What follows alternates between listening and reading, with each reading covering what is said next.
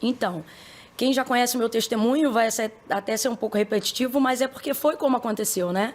Como eu disse, minha mãe foi primeiro e ela impelia a gente ir, a gente não queria, mas ela impelia com disciplina, autoridade dentro de casa. Nunca, independente do cristianismo ter acessado antes, a minha mãe ela sempre tinha um conjunto de regras e normas. Por exemplo, não xingar palavrão sobre hipótese nenhuma, né? Mesmo sendo bem do mundão e tal. Então ela tinha isso. E aí ela adotou esse mesmo nível de disciplina quando compreendeu que o melhor caminho era servir a Deus.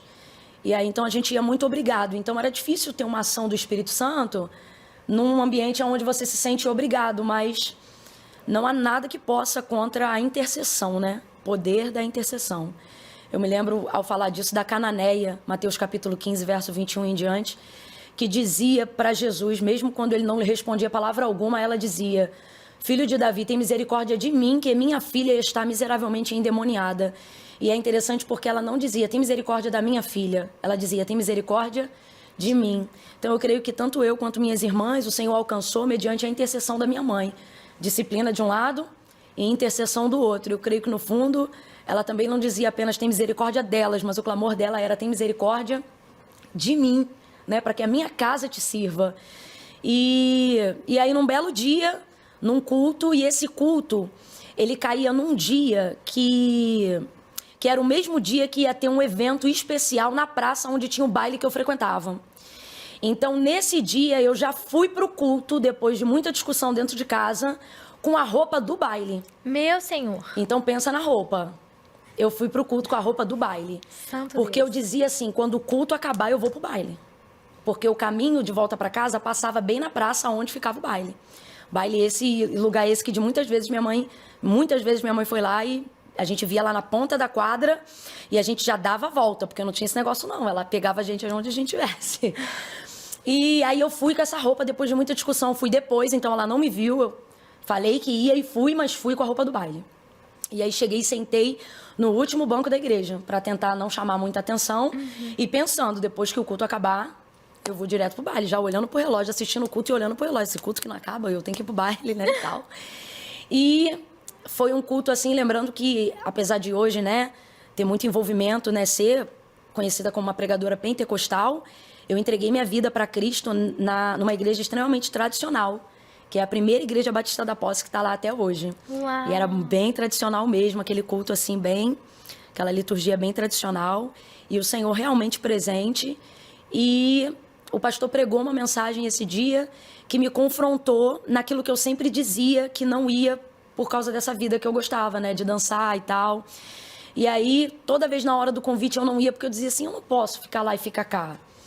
Então, assim, eu dizia assim, no dia que eu me consertar, eu vou. No dia que eu me consertar, eu vou. E eu achava que eu tinha, porque realmente o estilo que eu vestia, o tipo de vida que eu levava, não combinava com aquele ambiente. Então eu pensava, não é correto isso. E eu falei, não dá, mas nesse dia, à medida que eu dizia assim, não dá para ir do jeito que eu tô, o pastor pregando, ele dizia assim, porque Jesus disse, vem como você está, vinde a mim todos vós que estáis cansados, sobrecarregados, né, oprimidos e tal, e eu vos aliviarei. E naquele dia, eu fui tocada profundamente, porque eu amava o Senhor, Lu. Eu ficava pé lá e pé cá, mas eu amava o Senhor. Então, hoje, o Senhor tem me permitido há alguns anos, e eu me emociono ao falar isso, porque Ele tem me permitido ganhar muitas almas no reino de Deus.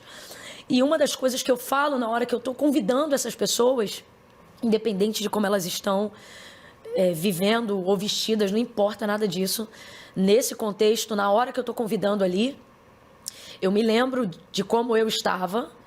Para quem sabe, já sabe como eu estava. Para quem não sabe, eu estava de bermudinha, barriga de fora. Não era uma roupa nem própria para ir para a igreja, né? Mas era o afã de sair logo dali. Só que apesar disso, eu amava o Senhor. Eu sentia a presença de Deus de verdade, eu chorava.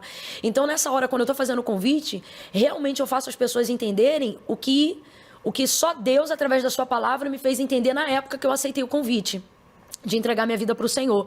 Porque as pessoas diziam assim, a impressão que você tem quando você entra numa igreja, que é um ambiente religioso, com pessoas que têm uma vida de renúncia e uma vida modesta, é que você está num ambiente onde tudo coopera para que você seja como elas. E quando você não se vê dentro daquele ambiente, você pensa que aquele ambiente não é para você, por mais que você sinta a presença de Deus naquele ambiente. Então era assim que eu me sentia. Hoje, então, quando eu convido as pessoas a entregarem suas vidas a Cristo, eu percebo que eu tenho que fazer elas entenderem que elas não têm que se consertar para vir, mas elas têm que vir como elas estão de fato. Porque Jesus disse algo, e é verdade, quando ele disse: sem mim nada podeis fazer. É ele que faz realmente essa obra. E às vezes até por vaidade, você acha assim: eu não sou religioso, eu não ligo para isso, mas às vezes tem uma vaidade dentro de você que você diz assim: não, se for para ser crente eu não quero ser igual fulano. Como se você já fosse melhor do que ele na posição que você tá, dizendo assim: eu tenho que ser melhor, eu quero ser mais santo, quando eu consertar tudo, quando eu deixar de fazer isso ou fazer aquilo. E no final você não consegue consertar, e não é porque você não quer, mas é porque verdadeiramente, sem a ajuda do Espírito Santo, né, você não consegue fazer. Então, assim, ele que me ajudou, e hoje eu me emociono quando eu falo sobre isso, porque eu vejo realmente o Senhor trazendo as pessoas a entenderem que não é como você está que determina quem você é, mas é aceitando e vindo como você está que Deus vai trazer a identidade de quem você é. Ele vai te ajudar, né? Nunca mais eu fui a mesma pessoa desde aquele dia. Uau. Não mudei da noite pro dia, não é mágica, né? Evangelho não é pílula para felicidade, e o processo de conversão, ele não é geralmente imediato. A sua decisão é imediata, sua salvação é imediata, eu creio, mas é um processo, né, de entendimento de quem é o Senhor, de prosseguir em conhecê-lo, né? E assim foi indo. E de tudo que o Espírito Santo vai te mostrar que você precisa mudar, abandonar. Sim. E é ele que vai te direcionando. É você que não vai realmente mais se sentindo à vontade com algumas coisas, né? E outras ele vai ensinando. E você precisa ter um coração ensinável dentro desse processo. Para você também não achar que é como você quer. Porque tem gente que está tão no afinco de: eu não vou fazer como ele está dizendo, como ela está ensinando. Aí você não faz o que alguém está orientando, mas também pensa que é como você quer, e continua perdido achando que se encontrou, né? E aí assim foi indo, né? Depois disso, minha mãe foi caminhar para uma igreja pentecostal, que foi uma Assembleia de Deus, porque ela havia sido batizada com o Espírito Santo. Aí você se encontrou? Na verdade, olha que interessante, né? A minha primeira vez que eu entrei numa igreja pentecostal, numa Assembleia de Deus, que foi a que minha mãe passou a desenvolver os dons e tal, minha experiência foi péssima, Lu. Eu entrei e quando eu saí, eu disse assim para minha mãe: mãe, nunca mais eu venho aqui. Uau. E aí ela disse assim: ué, por quê? Eu falei: eles gritam muito.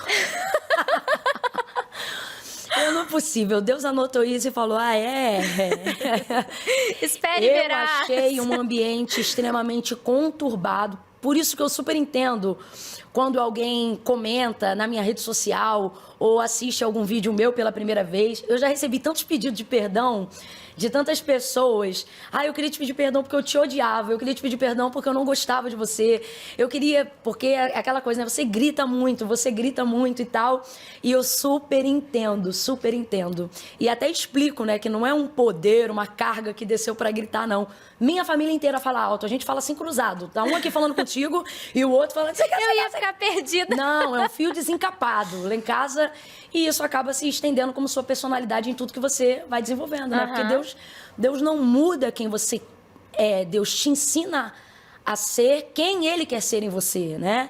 Então, assim, Ele vai preservando. Deus respeita muita coisa, né? Na nossa identidade, né? Foi Ele que nos criou. Então, isso só se desenvolveu para a cadência, para o ritmo da ministração, mas isso já era uma realidade quando eu estudava. Eu acredito que por não ser nada na personalidade que penda negativamente para o seu caráter, aí acaba não tendo tanta necessidade, né, de modulação. Mas um podcast como esse, por exemplo, é uma oportunidade legal o pessoal ver que eu não sou louca nem nada, né? Senão eles